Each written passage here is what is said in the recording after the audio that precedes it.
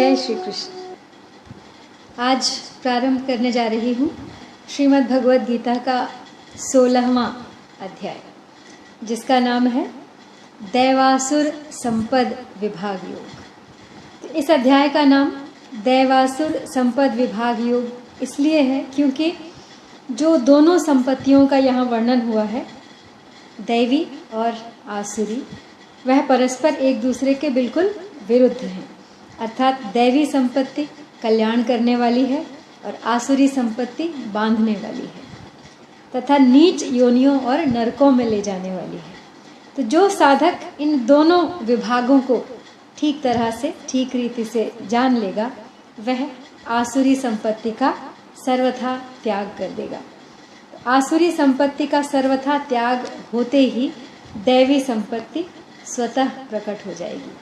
तो दैवी संपत्ति प्रकट होते ही एकमात्र परमात्मा के साथ संबंध स्वतः स्थापित हो जाएगा। तो अब श्री भगवान ने 7वें अध्याय में पहली बार दैवी और आसुरी संपत्ति का वर्णन किया था और अर्जुन के कुछ प्रश्न थे, उनका उत्तर देते हुए भगवान ने कहा था, अर्जुन ने पूछा था कि कौन है वो जो आपका भजन नहीं करते। तो उन्होंने कहा था कि दुष्कृतिनो मूढ़ा आसुरम भावम आश्निता माम न प्रपद्यन्ते, यानी बुरे कर्म करने वाले तथा आसुरी प्रकृति को धारण करने वाले मूढ़ मनुष्य मेरा भजन नहीं करते। और सुकृतिनः माम भजन्ते, यानी पुण्य कर्मा लोग या दैवी संपत्ति वाले लोग मेरा भजन करते हैं। लेकिन अर्जुन ने उसके बाद कुछ और प्रश्न कर लिए। जब उन्होंने अपनी विभूतियों का वर्णन किया, फिर उन्होंने गुणातीत लोगों के आचरण पूछ लिए। इस प्रकार अन्य सब प्रश्नों के उत्तर तो अर्जुन के भगवान ने दे दिए, लेकिन दैवी और आसुरी संपदा पर विस्तार से कहने का अवसर ही प्राप्त नहीं हुआ। तो अब अर्जुन का कोई प्रश्न न रहने से भगवान इस 16वें अध्याय में दैवी और आसुरी संपदा का विस्तार से वर्णन आरंभ करते हैं। तो इसको प्रारंभ करने से पहले एक बार पिछले अध्याय के अंतिम 3 श्लोकों का सार दोहरा लेते हैं। कहते जिसे परमात्मा उत्तम पुरुष इनसे परे, त्रैलोक्य में रह ईश अव्यय सर्व जग पोषण करे।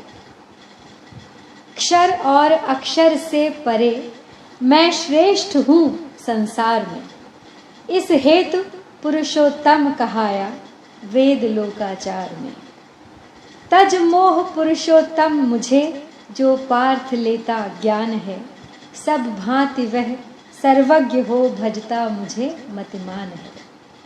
मैंने कहा यह गुप्त से भी गुप्त ज्ञान महान है, यह जान कर करता सदा जीवन सफल मतिमान है। तो इस प्रकार यहाँ हमने 15वां अध्याय समाप्त किया था। तो अब पहला श्लोक है, श्री भगवान कहते हैं, अभयम सत्व संशुद्धि ज्ञान योग अव्यवस्थिति दानम दमश्च यज्ञश्च स्वाध्यायः तपः आर्जवम्, यानी भय का सर्वथा अभाव, अंतःकरण की अत्यंत शुद्धि, ज्ञान के लिए योग में दृढ़ स्थिति और सात्विक दान, इंद्रियों का दमन, यज्ञ, स्वाध्याय, कर्तव्य पालन के लिए कष्ट सहना और शरीर, मन, वाणी की सरलता। तो 15वें अध्याय के 19वें श्लोक में भगवान ने कहा था कि मुझे पुरुषोत्तम जान लेता है, वह सब प्रकार से मेरा ही भजन करता है, अर्थात वह मेरा अनन्य भक्त हो जाता है। तो इस प्रकार एकमात्र भगवान का उद्देश्य होने पर साधक में दैवी संपत्ति स्वतः प्रकट होने लग जाती है। अतः भगवान पहले 3 श्लोकों में क्रमशः भाव, आचरण और प्रभाव को लेकर दैवी संपत्ति का वर्णन कर रहे हैं।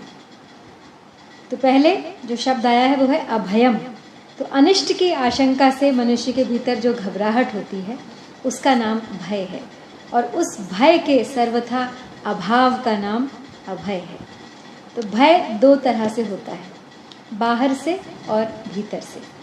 बाहर से आने वाला भय जैसे चोर, डाकू, शेर, चीता, सांप, प्राणियों से जो भय होता है वह बाहर का भय है।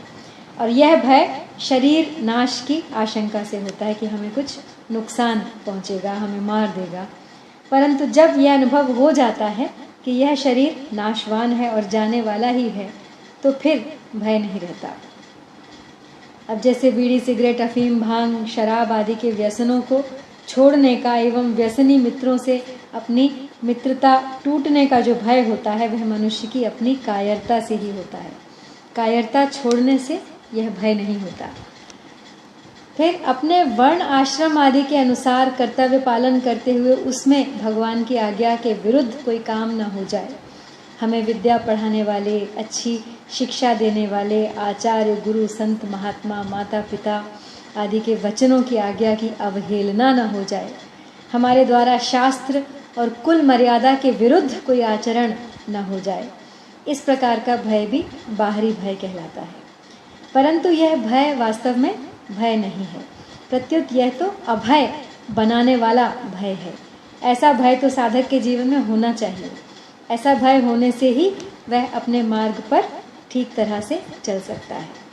कहा भी है, हरि डर गुरु डर जगत डर, डर करनी में सार, रज्जब डरिया जो बरिया, गाफिल खाई मार। तो भीतर से पैदा होने वाला भय कौन सा है? तो मनुष्य जब पाप, अन्याय, अत्याचार आदि निषिद्ध आचरण करना चाहता है तब उसको करने की भावना मन में आते ही भीतर से भय पैदा होता है। मनुष्य निषिद्ध आचरण तभी तक करता है जब तक उसके मन में मेरा शरीर बना रहे, मेरा मान सम्मान होता रहे, मुझे सांसारिक भोग पदार्थ मिलते रहें। इस प्रकार सांसारिक जड़ वस्तुओं की प्राप्ति का और उनकी रक्षा का उद्देश्य जब तक रहता है तब तक वो भय होता है। परंतु जब मनुष्य का एकमात्र उद्देश्य चिन्मय तत्व को प्राप्त करने का हो जाता है तब उसके द्वारा अन्याय, दुराचार छूट जाते हैं और वह सर्वथा अभय हो जाता है। कारण कि उसके लक्ष्य परमात्म तत्व उसमें कभी कमी नहीं आती और वह कभी नष्ट नहीं होता। अब अंदर का दूसरी तरह का भय है कि जब मनुष्य के आचरण ठीक नहीं होते और वह अन्याय, अत्याचार आदि में लगा रहता है तब उसको भय लगता है। जैसे रावण जैसा मनुष्य, देवता, यक्ष, राक्षस आदि सभी डरते थे, लेकिन वही रावण जब सीता का हरण करने के लिए आता है तब वह डरता है, क्योंकि वह जानता था कि वो जो कर रहा है वो धर्म संगत नहीं है। ऐसे ही कौरवों की 11 अक्षौहिणी सेना के बाजे बजे तो उसका पांडव सेना पर कुछ भी असर नहीं हुआ, पर जब पांडवों की केवल 7 अक्षौहिणी सेना के बाजे बजे तब कौरव सेना के हृदय विदीर्ण हो गए। तात्पर्य यह है कि अन्याय, अत्याचार करने वालों के हृदय कमजोर हो जाते हैं, इसलिए वे भयभीत होते हैं। जब मनुष्य अन्याय आदि को छोड़कर अपने आचरण एवं भावों को शुद्ध बनाता है तब उसका भय मिट जाता है। अब मनुष्य शरीर प्राप्त करके यह जीव जब तक करने योग्य नहीं करता, जानने योग्य नहीं जानता और पाने योग्य को नहीं पाता, तब तक वह सर्वथा अभय नहीं हो सकता। उसके जीवन में भय रहता ही है। तो भगवान की तरफ चलने वाला साधक भगवान पर जितना अधिक विश्वास करता है उनके उतना ही अधिक आश्रित होता जाता है और उतना वह अभय होता चला जाता है। उसमें स्वतः यह विचार आता है कि मैं तो परमात्मा का अंश हूँ, अतः कभी नष्ट होने वाला नहीं हूँ। तो फिर भय किस बात का? भगवान के साथ संबंध जोड़ने पर उसे न अपने शरीर की, न कुटुंब की ममता, मरने का भय या किसी प्रकार की कोई ममता नहीं रहती। अभय सत्व संशुद्धि यानी अंतःकरण की सम्यक शुद्धि को कहते हैं सत्व संशुद्धि। अब सम्यक शुद्धि क्या है? संसार से राग रहित होकर भगवान में अनुराग हो जाना ही अंतःकरण की सम्यक शुद्धि है। क्योंकि जब अपना विचार, भाव, उद्देश्य, लक्ष्य केवल एक परमात्मा की प्राप्ति का हो जाए तब अंतःकरण शुद्ध हो जाता है। क्योंकि नाशवान वस्तुओं की प्राप्ति का उद्देश्य होने से अंतःकरण में मल, विक्षेप और आवरण, ये 3 प्रकार के दोष आते हैं। अब शास्त्रों में मल दोष को दूर करने के लिए निष्काम भाव से सेवा और विक्षेप दोष को दूर करने के लिए उपासना और आवरण दोष को दूर करने के लिए ज्ञान बताया है। यह होने पर भी अंतःकरण की शुद्धि के लिए सबसे बढ़िया उपाय है अंतःकरण को अपना न मानना। फिर है ज्ञान योग व्यवस्थिति, यानी ज्ञान के लिए योग में स्थित होना, अर्थात परमात्म तत्व को जो ज्ञान बोध है वह चाहे सगुण का हो या निर्गुण का, उस ज्ञान के लिए योग में स्थित होना आवश्यक है। अब योग का अर्थ क्या है? सांसारिक पदार्थों की प्राप्ति अप्राप्ति में, मान अपमान में, निंदा स्तुति में, रोग निरोगता में सम रहना, अर्थात अंतःकरण में हर्ष शोक आदि का न होना, निर्विकार रहना। फिर है दानम, लोक दृष्टि में जिन वस्तुओं को अपना माना जाता है उन वस्तुओं को सत्पात्र का तथा देश काल परिस्थिति आदि का विचार रखते हुए आवश्यकता अनुसार दूसरों को वितीर्ण कर देना दान कहलाता है। अब दान भी कई तरह के होते हैं, जैसे भूमि दान, गोदान, स्वर्ण दान, अन्नदान, वस्त्र दान। इन सब में अन्नदान प्रधान है, परंतु इससे भी अभय दान प्रधान है और उस अभय दान के 2 भेद हैं। अब संसार की आफत से, विघ्नों से, परिस्थितियों से भयभीत हुए को अपनी शक्ति सामर्थ्य के अनुसार भय रहित करना, उसे आश्वासन देना, उसकी सहायता करना, यह अभयदान उसके शरीर आदि सांसारिक पदार्थों को लेकर होता है।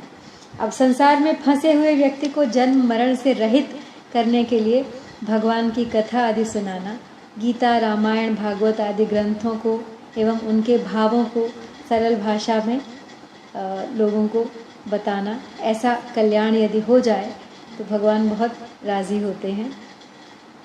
इससे भी भगवत संबंधी बातें दूसरों को सुनाते समय साधक वक्ता को यह सावधानी रखनी चाहिए कि वह दूसरों की अपेक्षा अपने में विशेषता न माने, प्रत्युत इसमें भगवान की कृपा ही माने कि भगवान ही श्रोताओं के रूप में आकर मेरा समय सार्थक कर रहे हैं। तब ऊपर जितने दान बताए हैं उनके साथ अपना संबंध न जोड़कर साधक ऐसा माने कि अपने पास वस्तु, सामर्थ्य, योग्यता आदि जो कुछ भी है वह सब भगवान ने दूसरों की सेवा करने के लिए मुझे निमित्त बनाकर दी है। अतः भगवत प्रीत्यर्थ यानी भगवान की प्रीति के लिए आवश्यकता अनुसार जिस किसी को जो कुछ दिया जाए वह सब उसी का उस समझकर उसे देना दान कहलाता है। फिर है दमः, यानी इंद्रियों को पूरी तरह से वश में करने का नाम है दम। तात्पर्य यह है कि इंद्रियों, अंतःकरण और शरीर से कोई भी प्रवृत्ति शास्त्र निषिद्ध नहीं होनी चाहिए। शास्त्र विहित प्रवृत्ति भी अपने स्वार्थ और अभिमान का त्याग करके केवल दूसरों के हित के लिए ही होनी चाहिए। इस प्रकार की प्रवृत्ति से इंद्रिय लोलुपता, आसक्ति और पराधीनता नहीं रहती एवं शरीर और इंद्रियों के बर्ताव शुद्ध और निर्मल हो जाते हैं। फिर है यज्ञ। यज्ञ का शब्द है, यज्ञ का अर्थ है आहुति देना। तो अपने वर्णाश्रम के अनुसार होम, बलि, वैश्वदेव आदि करना यज्ञ है।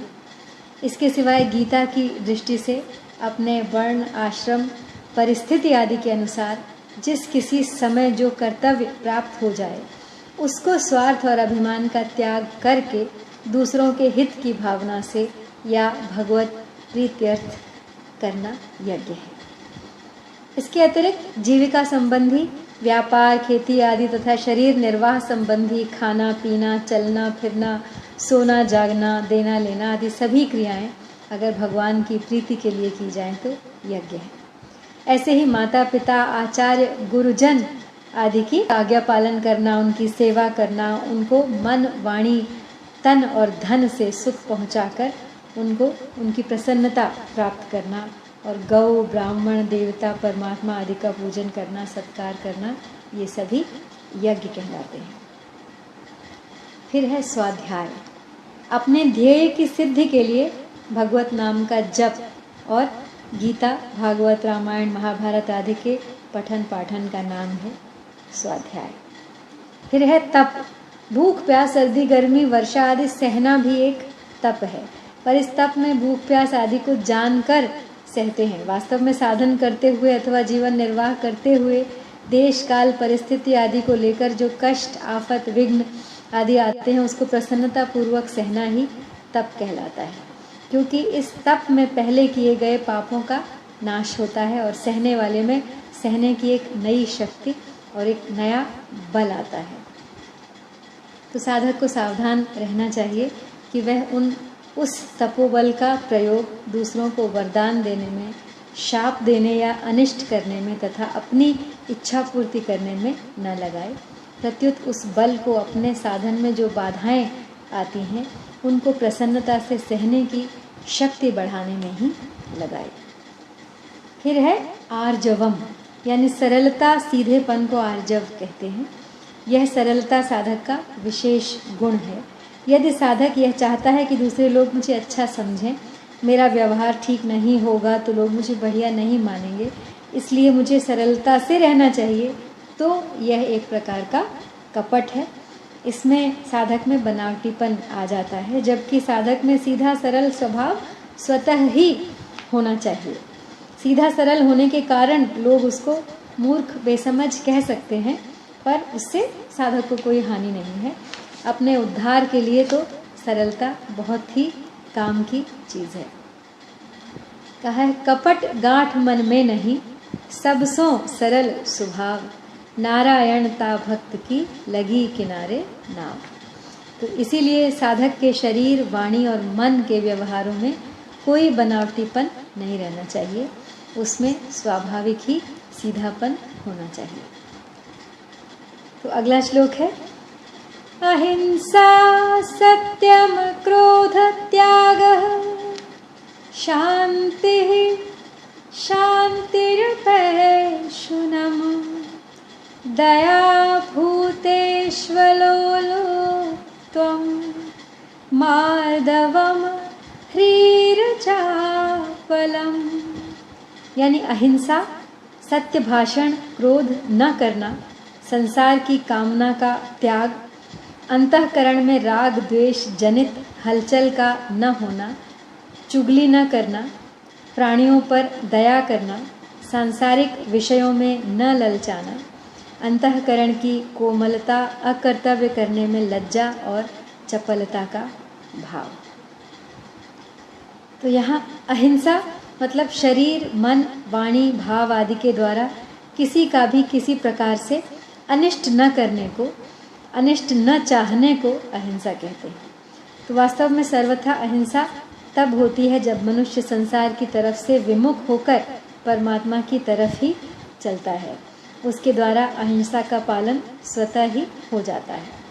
परंतु जो राग पूर्वक भोग बुद्धि से भोगों का सेवन करता है वह कभी सर्वथा अहिंसक नहीं हो सकता। वह अपना पतन तो करता ही है, जिन पदार्थों को वह भोगता है उनका भी नाश करता है। शारीरम केवलम कर्म कुर्वन्ना आपनोति किल्बिषम। अर्थ ये है कि जो संत महापुरुष केवल दूसरों का हित करने के लिए ही जीवन निर्वाह करते हैं, उनको देखकर किसी को दुख हो भी जाएगा तो भी उनको हिंसा नहीं लगेगी, क्योंकि वे भोग बुद्धि से जीवन निर्वाह करते ही हैं। तो यहाँ पे परिशिष्ट भाव यही है कि कोई भी कार्य करने में उतावलापन नहीं होना चाहिए। शास्त्र और लोक मर्यादा के विरुद्ध काम करने में जो संकोच होता है उसका नाम ह्री है। तो साधक को साधन विरुद्ध क्रिया करने में लज्जा आती है। वह लज्जा केवल लोगों के देखने से ही नहीं आती, प्रत्युत उसके मन में अपने आप ही यह विचार आता है कि राम राम, मैं ऐसी क्रिया कैसे कर सकता हूँ, क्योंकि मैं तो परमात्मा की तरफ चलने वाला साधक हूँ। तो इस प्रकार से यथारुचि मैं भगवत भक्त हूँ, मैं जिज्ञासु हूँ, मैं सेवक हूँ, यह सोचकर अपनी इच्छा बदल लेनी चाहिए, जिससे वह साधन विरोधी कर्मों से बचकर अपने उद्देश्य को जल्दी प्राप्त कर ले और अत्यधिक उतावलापन न दिखाए। मार्दवम यानी बिना कारण दुख देने वालों और बैर रखने वालों के प्रति भी अंतःकरण में कठोरता का भाव न होना तथा स्वाभाविक कोमलता रहना मार्दव है। और है अलोलुप्त्वम यानी इंद्रियों का विषयों से संबंध होने से अथवा दूसरों को भोगते हुए देखने से मन का ललचा उठना लोलुपता कहलाता है और उसके सर्वथा अभाव का नाम है अलोलुप्त्व। तो यहाँ पे अलोलुपता के उपाय बताए हैं। तो साधक के लिए विशेष सावधानी की बात है कि वह अपनी इंद्रियों से भोगों का संबंध न रखे, मन में कभी भी ऐसा भाव, ऐसा अभिमान न आने दे कि मेरा इंद्रियों पर अधिकार है, अर्थात इंद्रियां मेरे वश में हैं, अतः मेरा कुछ नहीं बिगड़ सकता।